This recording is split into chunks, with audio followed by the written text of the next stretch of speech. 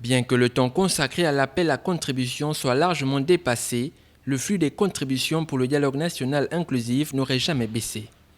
Selon Monseigneur Jean-Bernard Assekomvé, le porte-parole du dialogue national inclusif, il n'est pas impossible que les contributions reçues tardivement soient prises en compte lors de l'étape des validations des rapports. Le bureau continue encore aujourd'hui à recevoir les contributions des Gabonais qui ne sont pas au dialogue, qui sont à l'extérieur, qui peuvent par des remarques, par des suggestions, nous faire des propositions.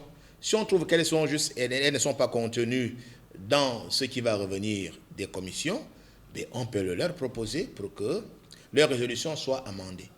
Toujours dans l'intérêt de mieux répondre aux aspirations de notre peuple. Selon l'homme d'église, ces avis sont continuellement envoyés au bureau du dialogue national inclusif via plusieurs canaux. Il y a une plateforme ouverte, Dialogue national inclusif, qui est gérée par nos services de médias, mais il y a aussi des personnes indépendantes qui peuvent demander à venir rencontrer le bureau, qu'on reçoit au niveau du bureau.